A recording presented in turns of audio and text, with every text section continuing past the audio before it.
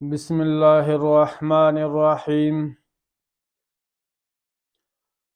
حضرت ربیع ابن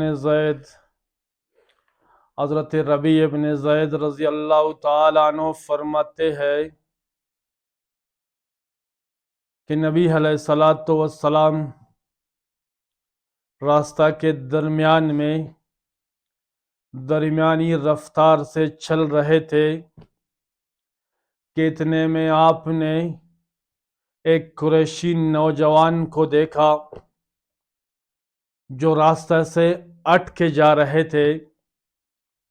آپ نے پوچھا کہ فلان شخص ہے؟ صحابہ نے کہا جی یا رسول اللہ صلی اللہ علیہ وسلم۔ اللہ کے رسول صلی اللہ علیہ وسلم نے فرمایا اسے بلاؤ۔ جب وہ آپ صلی اللہ علیہ وسلم کے خدمت میں آیا تو آپ صلی اللہ علیہ وسلم نے پوچھا کہ راستے سے اٹکے کیوں جا رہے ہو؟ تو نوجوان نے کہا اللہ کے رسول صلی اللہ علیہ وسلم، مجھے گرد اور غبار پسند نہیں ہے، اس وجہ سے میں راستے سے اٹکے جا رہا ہوں۔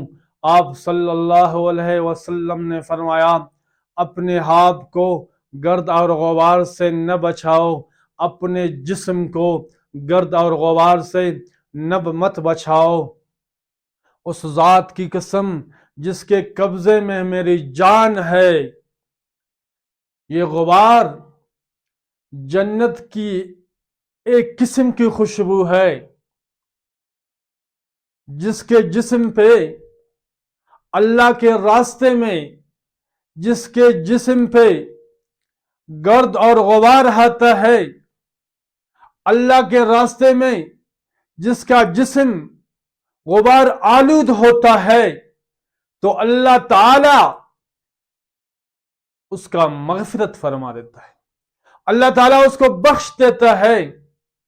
جس کو اللہ کے راستے میں، جس کے جسم اللہ کے راستے میں غبار آلود ہو، وہ جسم اللہ کو بہت زیادہ پسند ہے، اللہ تعالیٰ اس غبار آلودگی کی وجہ سے اس کو معاف فرما دیتا ہے، اس کی بخشش فرما دیتا ہے۔